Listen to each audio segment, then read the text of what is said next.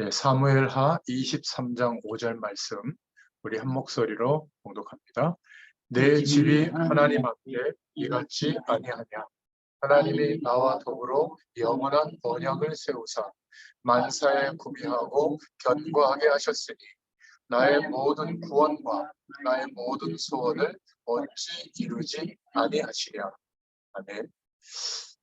사무엘하 전체 제목으로는 언약대로 다윗 왕궁을 세우시는 여호와라는 제목으로 함께 은혜를 나누겠습니다. 먼저 사무엘하 개요 그 교재 내용을 보시면 카톡에 올려놨죠.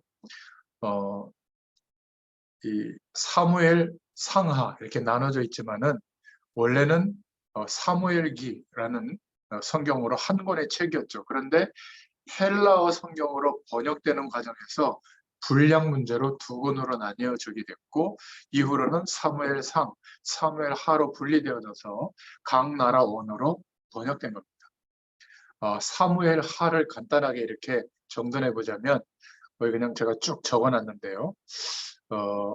이 속에서 하나님의 섭리를 우리가 붙잡을 수가 있죠. 다윗이 헤브론에 무혈 입성한 것은 하나님의 은혜였습니다.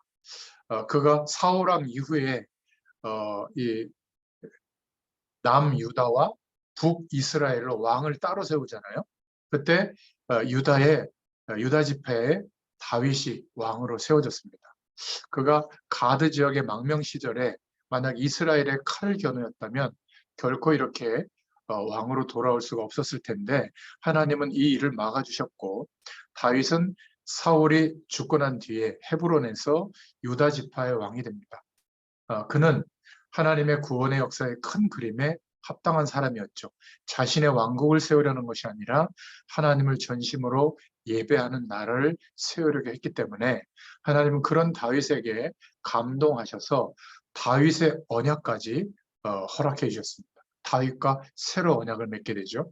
그리고 사사시대에는 이스라엘이 그 가나안 땅의 여러 나라들의 동네북이었지만 이스라엘이 이제 다윗 통치기에 들어서는 인근의 민족들뿐만 아니라 먼 나라들에게까지 영향력을 미치는 국제적인 리더로 자라는 그런 부흥기가 일어나게 됩니다.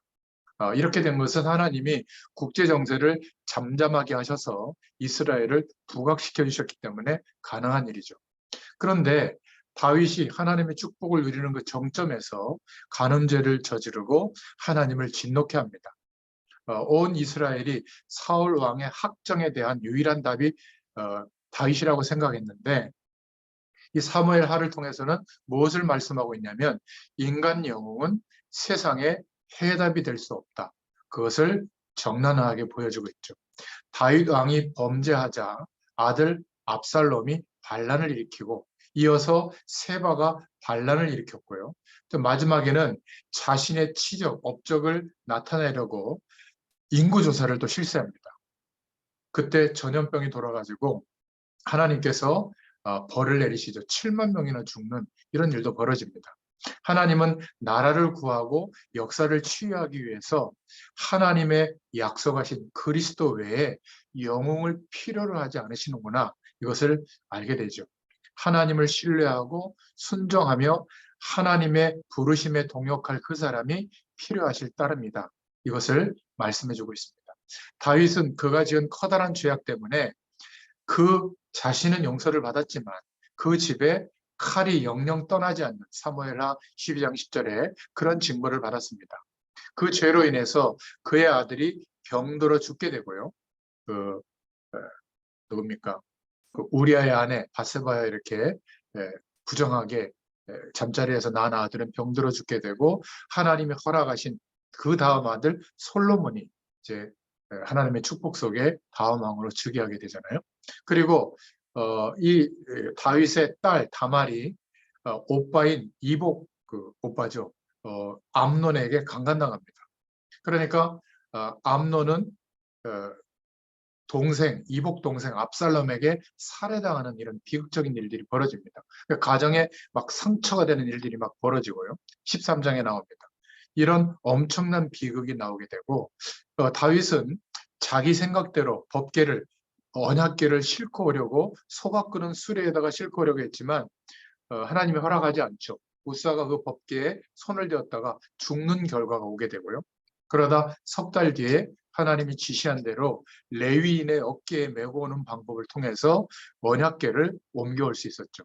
아무튼 사무엘서는 계속적으로 우리가 하나님의 언약하신 대로, 지시하시는 대로 절대적으로 믿음으로 순종해야 될 것을 가르쳐주고 있습니다.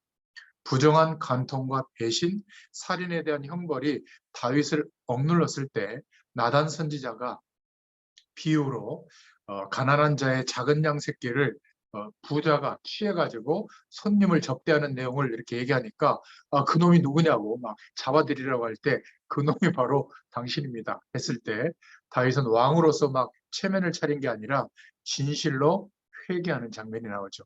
시편 51편에도 보면 바로 그때의 생각을 하고 상하고 통회하는 심령으로 회개의 노래를 한 것을 보면 알 수가 있습니다.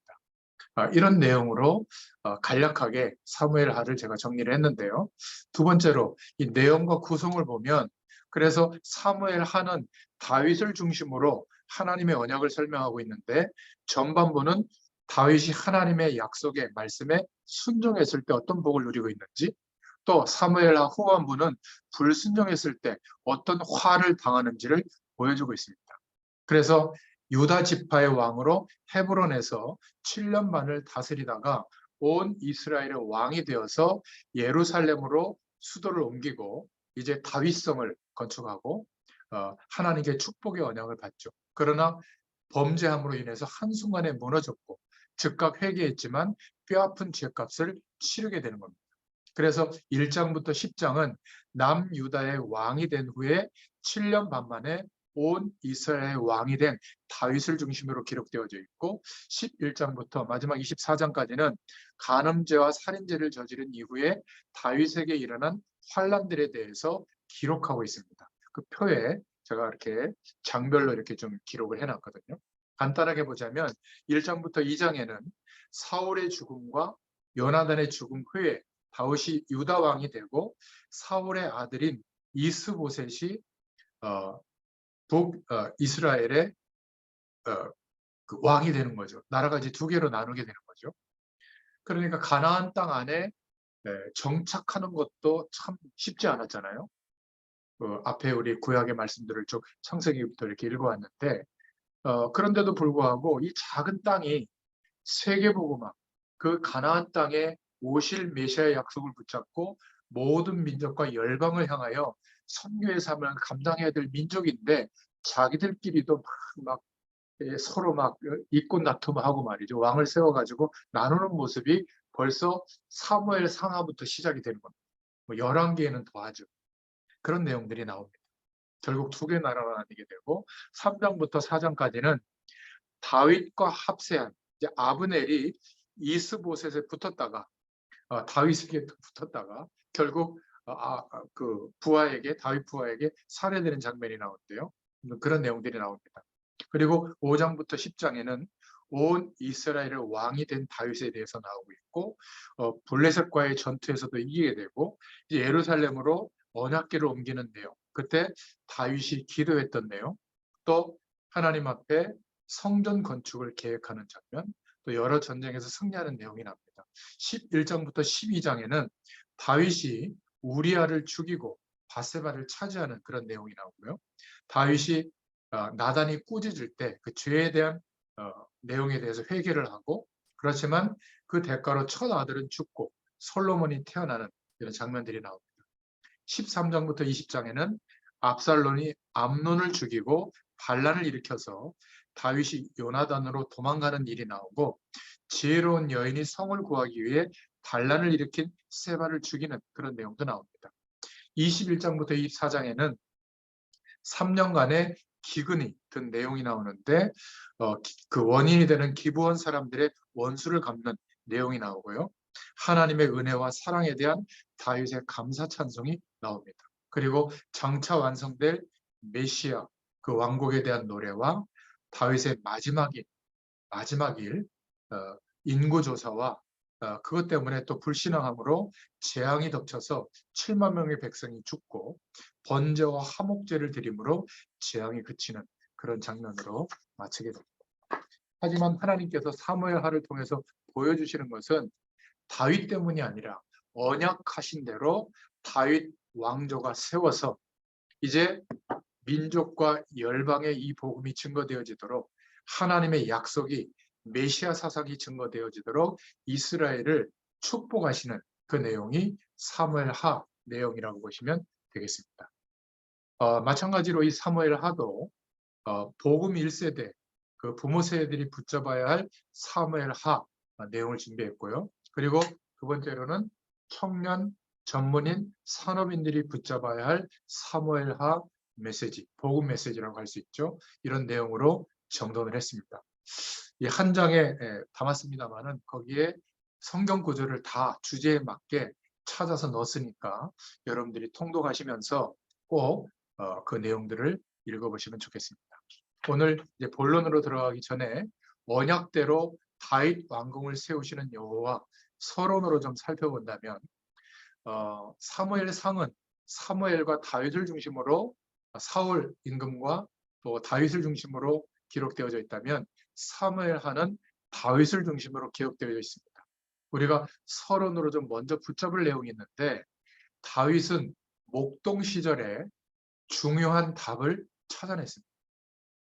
저희가 원단 메시지 때도 하나님의 시간표, 하나님의 것이라는 제목으로 성삼위 하나님의 구원의 축복과 세상 사람들이 알지 못하는 25시 응답에 대한 여기에 대한 축복에 대해서 우리가 말씀을 받았는데요.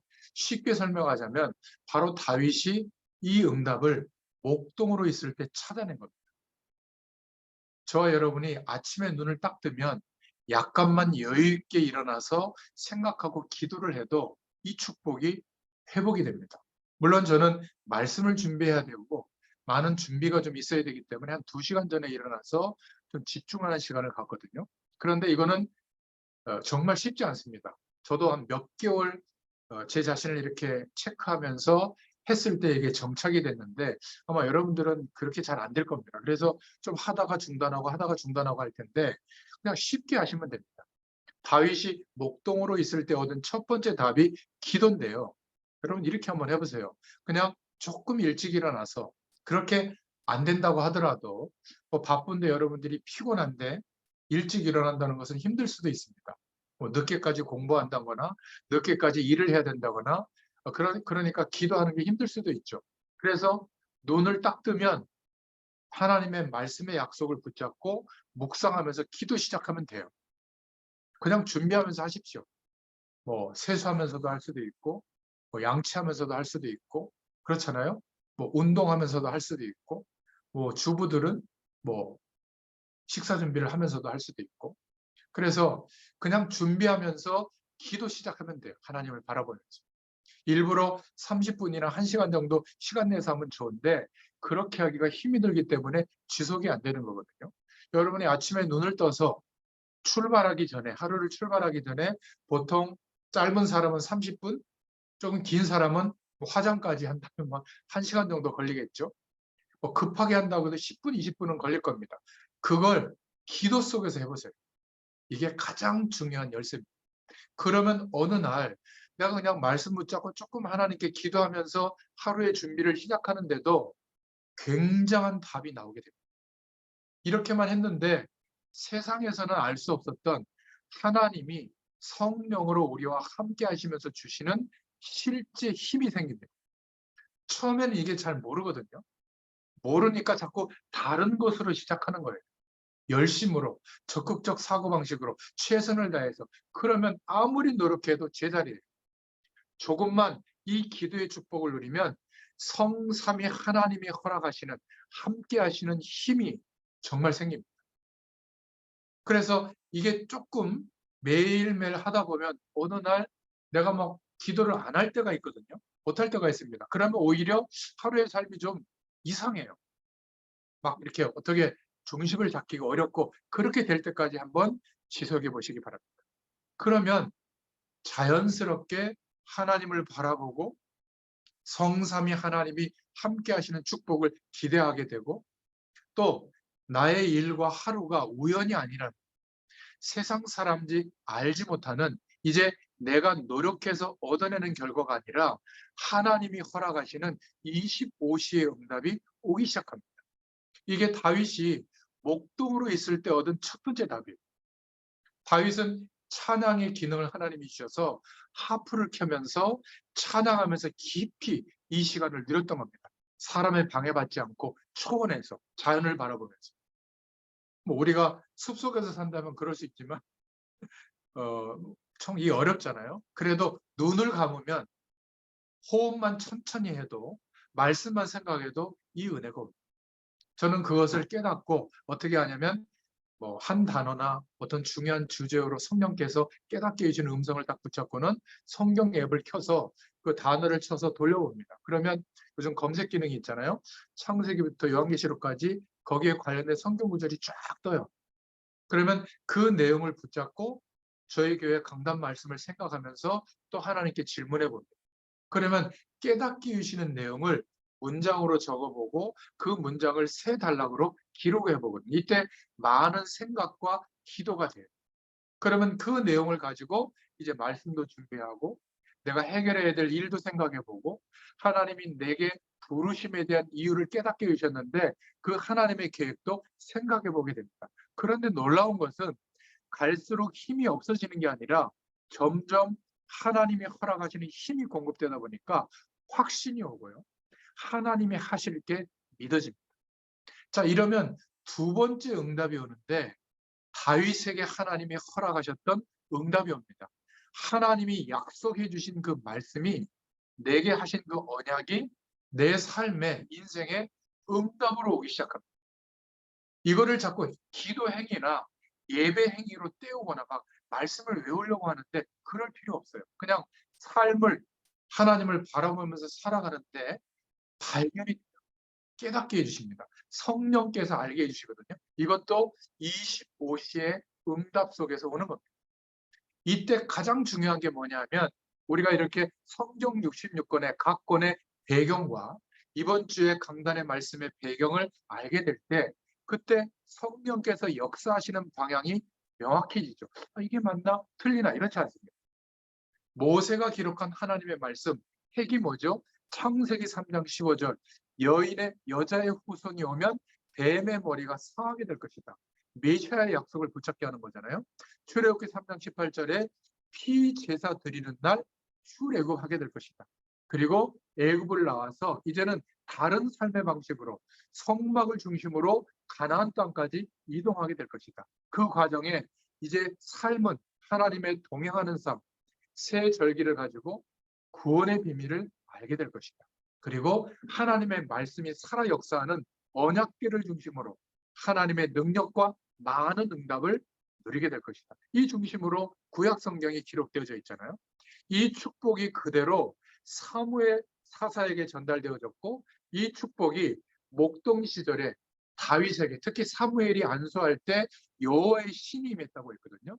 그 축복을 다윗은 전달받게 된 겁니다. 복음 안에서 이 말씀이 성취되는 축복을 누리니까 이때부터 다윗에게는 다른 은혜가 오게 된 거예요. 증거가 오게 된 겁니다.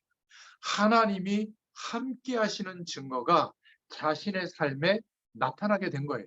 그러니까 창과 전쟁의 기술이 아니라 사자도 이기고 곰도 이기고 골리앗도 이긴 겁니다. 여러분, 이 축복은요. 대단한 어떤 발견과 대단한 기능도 아니에요. 하나님이 우리의 삶이 이 기도의 힘과 말씀의 응답 속에서 하나님이 하시는 것들이 보여지기 시작하니까 중요한 순간에 골리앗이 두려운 게 아니라 하나님의 언약이 이루어지는 그 현장에서 순종할 수 있게 된 겁니다. 생명의 위협 괜찮은 겁니다.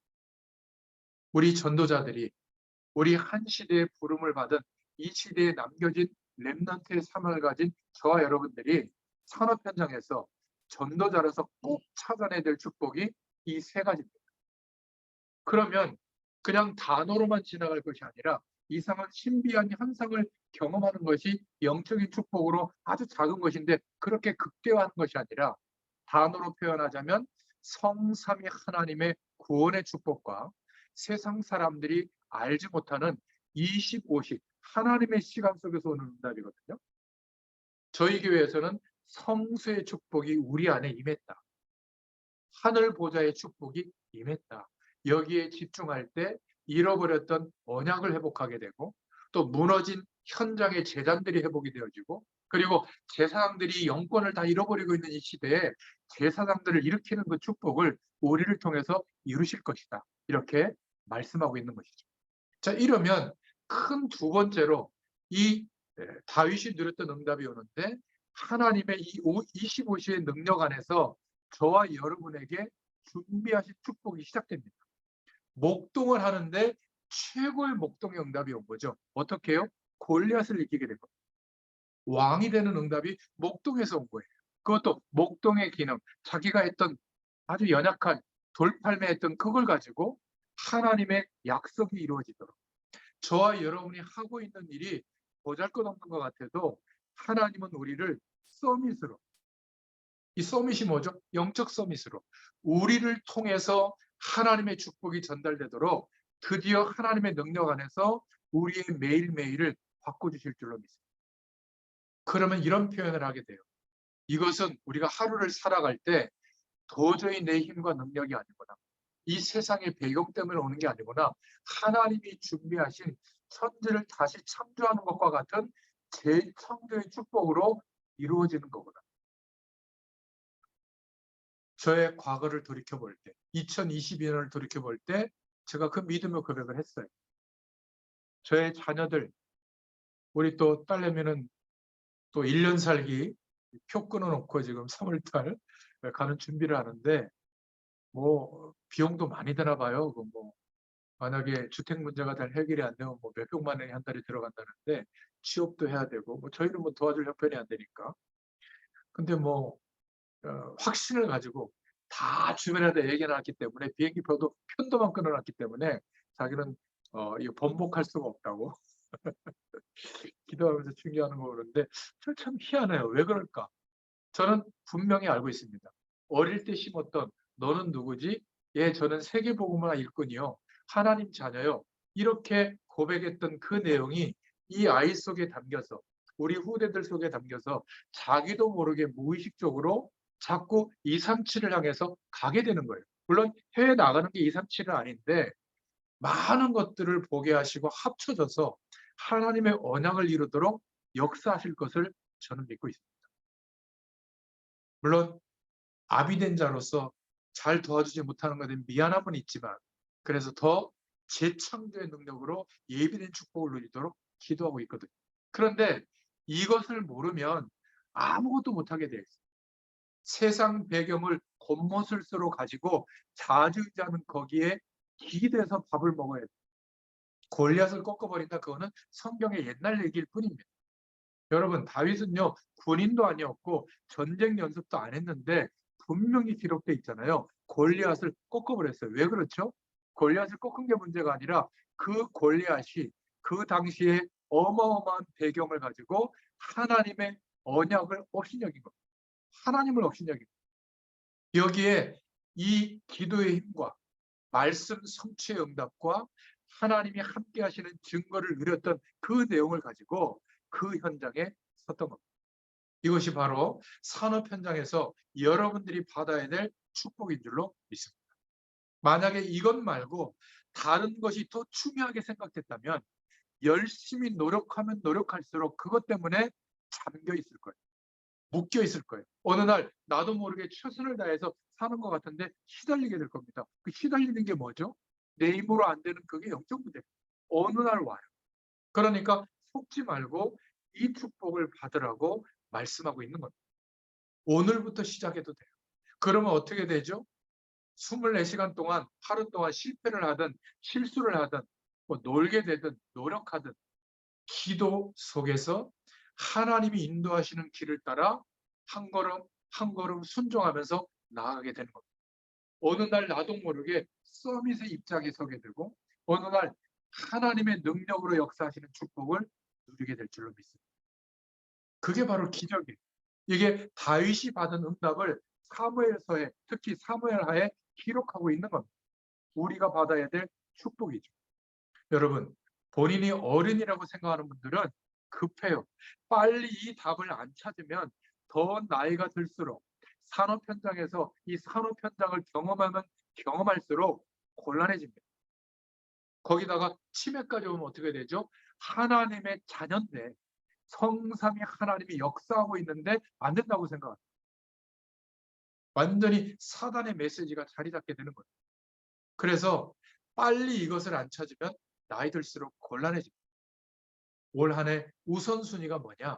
하나님이 주시는 기도의 힘, 그리고 그 속에서 성취되어지는 말씀, 하나님이 함께 하시는 시공간을 초월하시는 이 25시의 증거가 오게 되어 있습니다. 그러면 우리 일에도 분명히 하나님의 능력이 나타나게 될 줄로 믿습니다. 먼저 복음 1세대, 부모들이 붙잡아야 될 하나님의 말씀, 사무엘하 제목만 읽어보면요, 사울 왕족이 몰락한 것을 통해서 하나님이 주시는 메시지가 있습니다. 준비되지 못한 왕이 섰을 때, 준비되지 못한 언약 백성이 세워졌을 때 어떤 문제가 들이닥치는지 이것을 우리가 후대들에게 알려줘야 됩니다. 두 번째로는 사울 왕의 죽음과 이제 다윗이 왕이 되는 내용을 통해서 어떤 것을 붙잡아야 되는가.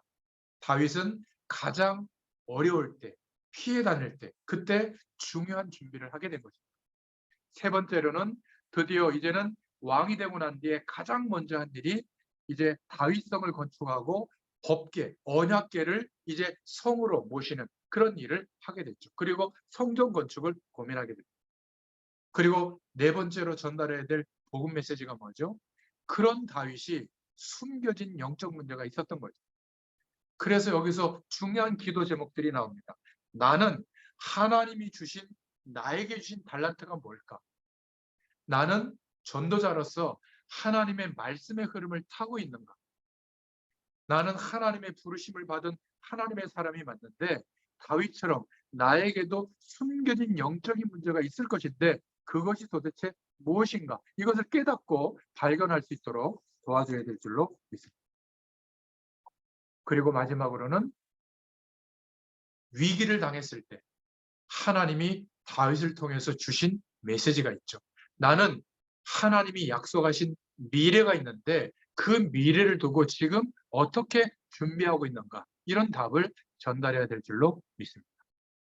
제가 올해부터는 좀 이렇게 정리하다 보니까 너무 양이 많아서 절반으로 나눠서 청년 전문인 산업 현장에서는 2대지를 가지고, 그리고 이렇게 부모된 세대 1세대에게는 1대지를 가지고 내용들을 지금 정돈해서 말씀하고 있습니다.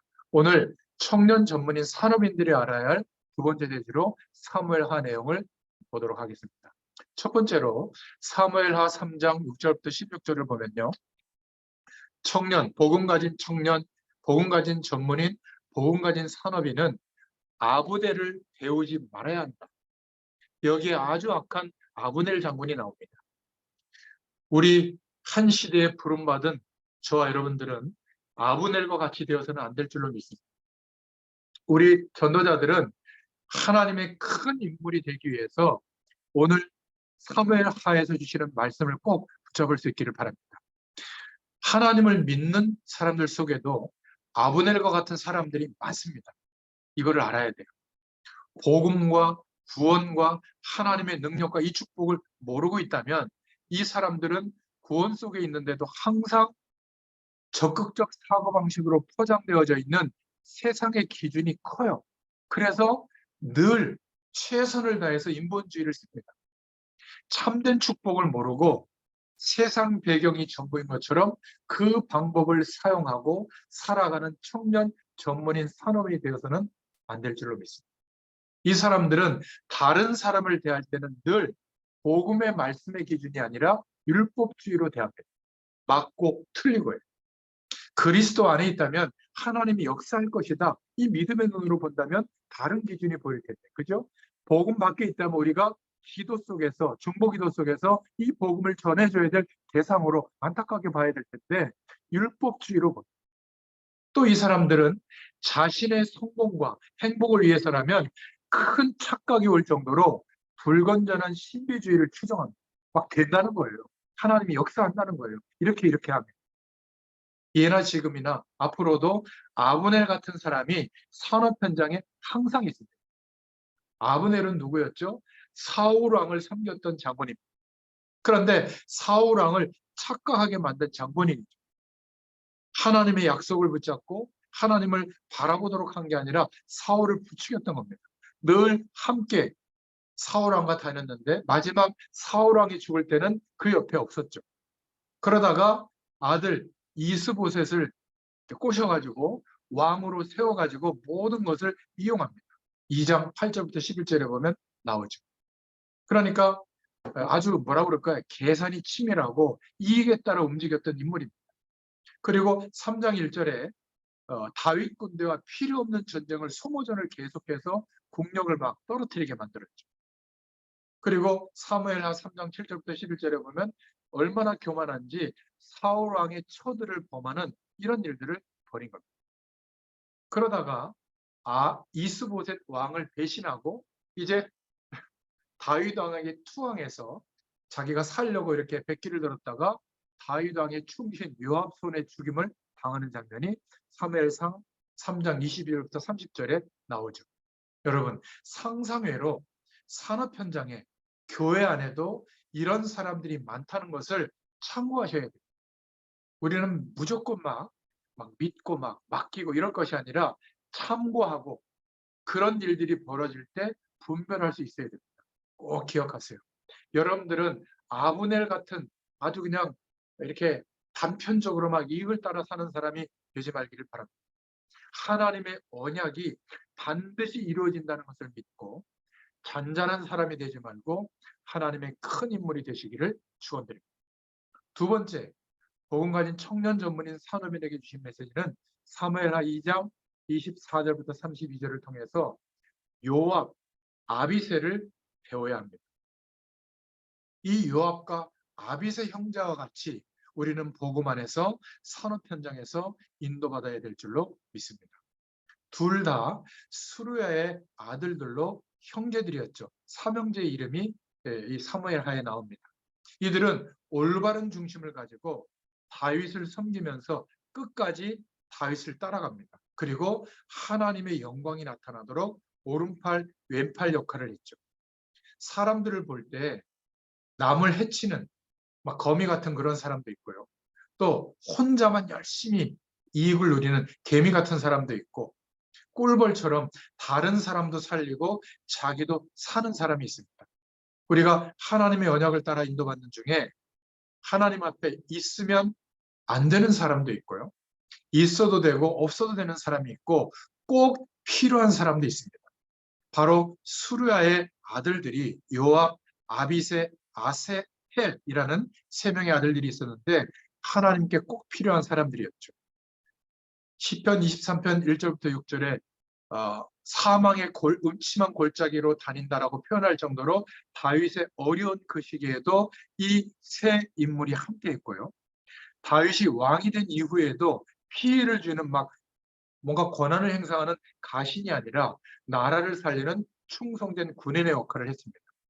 마지막까지 사무엘하 2장 12절부터 23절에 보면 다윗을 위해 전투에 임했죠. 그리고 역적 그 아브넬과의 대결에서 항상 다윗을 보호한 인물들이었습니다. 결국 아브넬을 없애고 이스라엘을 살리는 역할을 한 일꾼들이었죠. 나중에 사무엘하 16장 8절부터 23절을 읽어보면 다윗이 늙었을 때 힘이 없어졌을 때도 이 세 사람은 한 사람은 먼저 죽게 되고요. 그를 도우면서 그 옆에 마지막까지 보좌를 했던 인물들입니다. 하나님의 약속이 이루어질 것, 다윗을 통해서 언약하신 그 언약을 붙잡고 있었던 인물들이죠. 믿음의 중심을 볼 수가 있습니다. 여러분, 저와 여러분들은 특히 복음 가진 청년, 전문인, 산업인들은 너무나 빠르게 변하는 세상 변화에 우리가 상관을 해야 되겠지만 믿음의 중심, 하나님이 주신 믿음의 지혜, 믿음의 의리는 지켜야 될 줄로 믿습니다. 이게 사무엘하를 통해서 주시는 메시지예요. 세 번째는 사무엘하 14장 1절부터 11절을 통해서 우리는 배워야 할 텐데요. 복음 가진 청년 전문인 산업인들은 압살롬처럼 되지 말아야 할 줄로 믿습니다. 우리는 사람들의 배경이 중요하기 때문에 참고는 해야 됩니다. 그런데 지금 조절하지 않고 나중에 고치려고 하면 힘이 들죠. 복음이 없이 이루어졌던 가정 배경 참고해야 됩니다. 그러나 거기에 빠지면 안 되죠. 복음 없이 형성되어져 있던 친구 관계, 이해관계, 취미활동, 어떤 특기, 우리의 성격, 이것이 복음 밖에서 형성된 것이어서 우리가 하나님의 약속을 믿고 순종하며 나아가는데 이런 것들이 뭔가 더 중요하게 자리 잡고 방해할 때는 내려놓을 수 있기를 축원드립니다. 우리 힘으로 안 된다면 성령의 도우심을 구하면 아주 우습게, 아주 보잘것없는 것처럼 여겨져서 다시는 그 기준으로 따라가지 않게 될 줄로 믿습니다. 여러분들에게 이 관점이 열리지 않으면 아마 평생 그 속에서 고생스럽게 살게 될 거예요. 압살롬처럼 되지 마시길 바랍니다. 아까도 말씀드렸지만 서론에 가정 불화 속에 깊숙이 상처받고 있었던 인물이 압살롬이었어요. 가문에 복잡한 가족 관계가 있었죠. 그게 연루가 되어져서 시험 들어있을 때 마귀가 이 압살롬을 사로잡은 겁니다. 동생 다말이 강간다는 일, 그것 때문에 자기 이복 형제였지만 암논을 막 죽이는 일이 벌어졌죠. 13장 23절부터 39절에. 그리고는 막 부축기는 또 간신들이 옆에 있습니다. 왕궁에서 막 월권 행사를 하고 야심을 가지고 나라를 시끄럽게 하죠. 사무엘하 14장 25절부터 33절에 나옵니다. 막 재판도 막 자기가 마음대로 하고요. 그리고 왕이 될 것을 스스로 막 선포합니다. 사무엘하 15장 1절부터 12절. 여러분 사회생활하거나 우리가 사명을 감당할 때도 이런 사람이 되면 안 되겠습니다.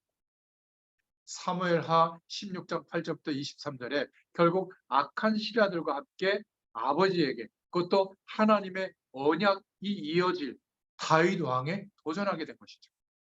어떻게 됐죠?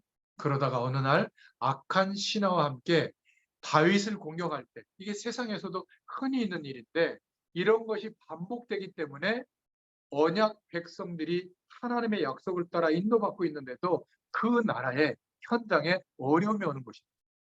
복음 가진 저와 여러분들은 한 번쯤 꼭 생각해 봐야 됩니다. 우리 속에 그리스도 밖에 있을 때 들어와 있던 기준들이 아직도 빠져나가지 않고 있다면 대표적인 게 뭐죠? 학교에서 세상에서 배웠던 군주론, 손자병법, 적극적 사고방식, 우리의 적은 쳐서 빨리 없애야 된단 말이죠. 이런 수준 낮은 것을 배워왔기 때문에 자기와 경쟁이 되면 죽이고 누군가에게 지금 막 분이 일어나고 뭔가 그 높은 자리에 올라가야 되고 죽여서라도 빼앗고 이게 불신자 이론이거든요. 거의 이 속에서 우리가 살고 있기 때문에 하나님의 무한한 축복이 경험되지 않다 보니까 예수 믿어도 이 기준 속에서 막 울그락불그락하고 살고 있는 겁니다. 막 조바심 내고 있는 거죠. 여러분, 한 시대에 하나님의 언약의 바톤을 받은 렘넌트로 부름받은 저와 여러분은 이런 사람들이 아닙니다. 왕자의 신분이었지만 왕될 인물 다윗을 질투한 게 아니라 이 다윗을 하나님의 약속 속에서 알아봤고요. 섬겼습니다. 그리고 다윗은 자기가 사울 왕을 죽일 수도 있었지만 하나님이 세우신 언약의 바톤이 임한 그 사울 왕에게 비록 그 약속을 희미하게 붙잡고 있지만 끝까지 피해 다녔죠. 10년 동안이나.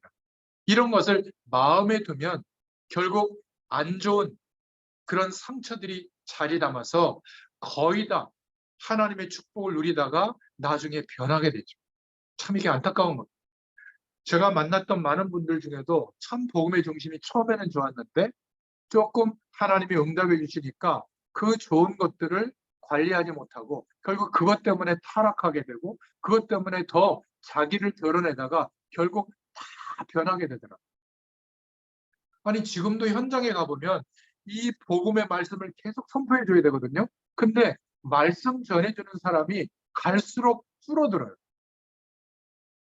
우리 초창기에 복음 운동할 때 정말 현장에 많이 갔거든요. 이 사람들이 이제는 담임 목사님들이 돼가지고 안 가요. 강단에서만 선포하고 심부름만 시키고 있어요. 좀 여력이 생기면 이젠 더 가야죠. 멀리 더 가야지. 그렇지 않겠어요? 강의하는 자리는 가는데 말씀 운동은 지속을 안 해요. 그러니까 사람들이 단어는 들어서는 아는데 그 단어가 자기에게 실제가 되는 능력이 되는 성삼위 하나님의 능력이 임할 때까지 그 축복의 증인으로 말씀 운동을 해줘야 되는데 이게 너무 안타까운 겁니다. 그러니까 구호는 남아있는데 능력이 자꾸 없는 거예요. 그러니까 우리의 산업 현장에서도 하나님이 이렇게 하셨다라고 하는 축복이 와야 되거든요. 하나님의 약속이기 때문에 반드시 하나님이 역사해 주실 줄로 믿습니다. 그런데 이것이 실제가 안 되면 압살롬처럼 되는 겁니다. 상처가 드러나게 되고 하나님의 축복이 약속이 이루어질 것이 믿어지지 않으니까 결국은 주변에 자기들을 통해서 이익을 보려고 하는 사람들과 도모해서 뭔가 바꿀 것 같았는데 왕을 공격해서 아버지를 공격해서 뒤바꿀 만한 그런 위치에 올라갈 것 같았는데 결국은 망하게 되는 것이죠. 참 이게 너무 안타까운 겁니다. 감사한 게 있다면 저는 뭐 여러 가지 부족한 게 많지만 처음 주셨던 복음 안에서 그 마음, 현장에서 복음을 전해야 되겠다. 이 마음이 그때와 지금이 같아요. 점점 조금씩 커지고 있어요. 이건 정말 은혜예요. 여러분 이게 참 어렵습니다. 어렵다 그러니까 그게 과연 그렇게 어려운가? 번개 맞을 확률보다 더 어려워요. 전 그렇게 말하고 싶어요. 그런데 하나님이 너무 기뻐하세요. 불가능할 것 같은 사람들이 이 말씀 속에서 복음의 말씀 속에서 하나님이 바꿔주시는 그 시점까지 그 시간표까지 지속해 보니까 하나님의 것을 알도록 만들어주세요. 얼마나 하나님께 영광 돌리는지 모릅니다. 지금 복음 가진 청년 전문인 산업인은 배워야 됩니다. 뭘요? 적극적인 사고방식, 최선의 노력을 하는 불신자보다 우리에게는 더 큰 능력의 비밀이 있다. 이걸 가져야 될 줄로 믿습니다. 이 축복을 전하기 위해서, 전달해 주기 위해서 산업하는 사람이 나와야 돼요. 작은 일이라도. 그러면 하나님이 역사하시게 되어 있습니다. 어떤 것을 배워야죠? 동기와, 성공해야 되는 동기와 많이 벌어야 된다는 그런 경쟁과 같은 불신자의 논리와 힘보다 우리는 하나님이 하신다고 하는 더 큰 내용과 능력을 갖고 있어야 될 줄로 믿습니다. 왜 그렇죠? 우리를 이 세상의 빛을 비추는 파수망대로 세웠잖아요. 우리를 통해서 모든 민족에게 이 축복이 전달되는 파수꾼으로 세웠잖아요. 안테나의 역할을 하도록 하나님이 우리 일을 통해서 역사할 거잖아요. 그래서 세상에 열심히 노력하는 사람들이 추구하는 인본주의 같은 것보다 뭘 배워야죠? 더 힘이 있는 하나님이 깨닫게 해주시는, 허락하시는 하나님의 지혜를 가져야 될 줄로 믿습니다. 이게 사무엘 하를 통해서 우리에게 주시는 말씀입니다. 마지막 네 번째입니다. 사무엘하 16장 8절부터 23절을 통해서 다윗이 가졌던 믿음의 그릇을 갖춰야 될 줄로 믿습니다. 이 그릇은요, 서론에 말씀드린 게 전부예요. 우리가 하루의 시작을 통해서 하나님을 바라보는 중심, 말씀의 약속을 붙잡고 순종함으로 하나님을 의지할 때 성삼위 하나님의 비밀이 25시 응답으로 하나님의 시간 속에서 오시는 그 축복이 경험될 때 영적인 눈이 열려집니다. 그리고 믿음이 회복되어지죠. 그렇게 되면 복음의 능력이 나타나는 복음 체질이 됩니다. 이 그릇이 준비되어야 될 줄로 믿습니다. 자, 이것과 동시에 우리의 삶을, 이 시대를, 역사를, 미래를 볼 수 있는 사실적인 눈과 객관적인 눈이 있어야 될 줄로 믿습니다. 그게 공부고 우리가 하나님이 준비해 놓으신 학문이고 세상의 배경들이 그게 진리는 아니지만 합리적인 성공자가 되어야 될 줄로 믿습니다. 그러니까 이것만으로 끝나는 게 아니라 한 가지만 보지 말고 종과 횡을 볼 수 있도록 높은 위치에 있는 사람들 또 낮은 위치에 있는 사람들 우리 주변의 사람들을 함께 보면서 이들과 함께 할 수 있는 답도 믿음 안에서 갖출 수 있기를 축원드립니다. 이런 그릇이 다윗은 준비됐습니다. 비록 엄청난 실수를 했지만 하나님 앞에 회개하면서 일평생 하나님의 약속을 붙잡고 결국 하나님의 언약궤를 모실 수 있는, 즉 하나님의 약속을 붙잡고 예배할 수 있는 성전의 축복을 준비하는 그 응답을 누렸죠. 왕으로서 성공보다 이것이 다윗의 마지막 사명이었습니다. 멋있는 그 시대를 회복시키는 하나님의 준비된 자였죠. 렘넌트였습니다. 이 사람은 시편 78편 70절, 72절처럼 책임감이 생명처럼 강했죠. 거기에서 하나님은 이스라엘의 임금으로 준비되게 하신 겁니다. 양 한 마리를 잃어버리지 않도록 하나님의 언약 백성과 그 언약이 이루어지도록 책임감을 가지고 하나님의 축복을 나타냈습니다. 사무엘상 17장 1절부터 47절에도 죽을 수 있는 자리인데도 골리앗 앞에서 죽음을 두려워하지 않고 하나님의 말씀을 따라 용기를 나타냈죠. 한 번도 낙심하지 않고 비판적으로 부정적으로 생각하지 않고 고통을 하나님의 기회로 삼았습니다. 왕이 되어서도 교만하거나 방심하지 않고 시대적인 인도를 받았죠. 실수했을 때도 사실은 연약한 그 선지자가 얘기하는 것을 듣고 왕권으로 그냥 쳐버릴 수도 있는데 납작 엎드려서 하나님의 긍휼을 구하고 회개했던 인물입니다. 하나님은 다윗이 범했던 그것 때문에 후대에게 고통이 오고 가정에는 고통이 왔지만 하나님이 약속하신 그 언약을 다윗을 통해서 이루셨죠.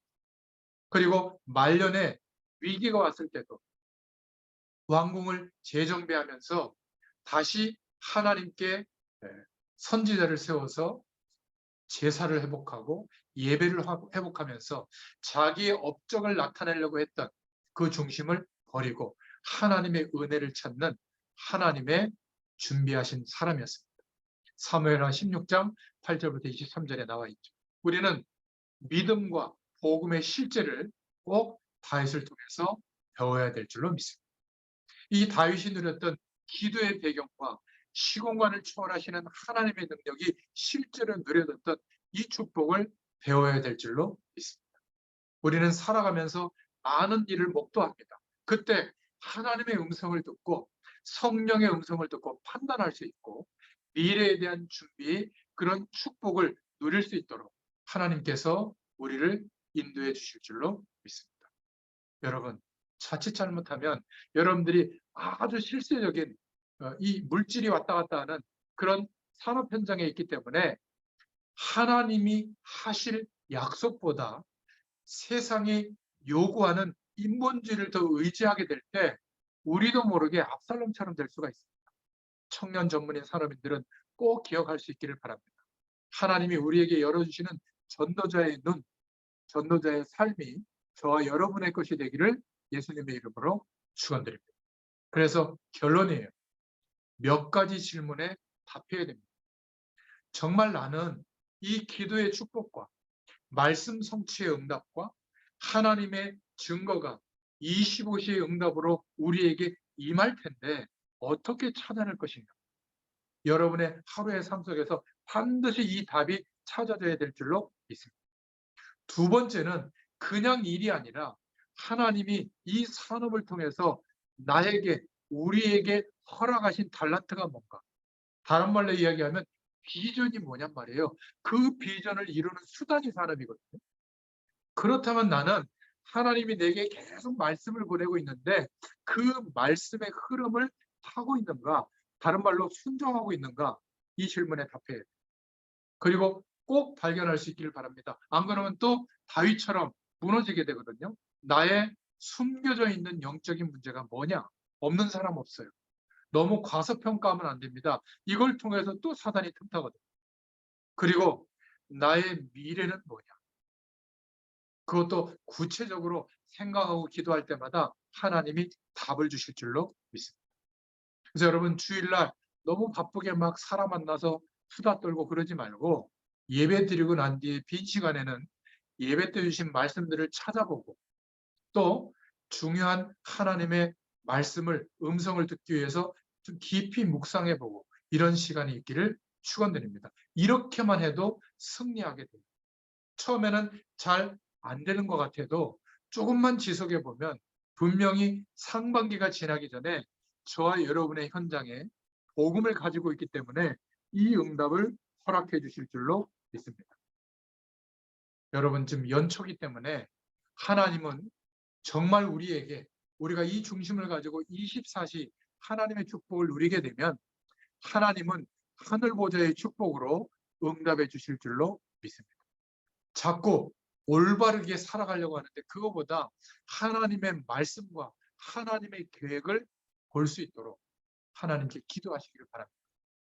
우리의 생이 모든 것을 동원해서 하나님이 역사하시는 복음동에 쓰임받기를 축원드립니다.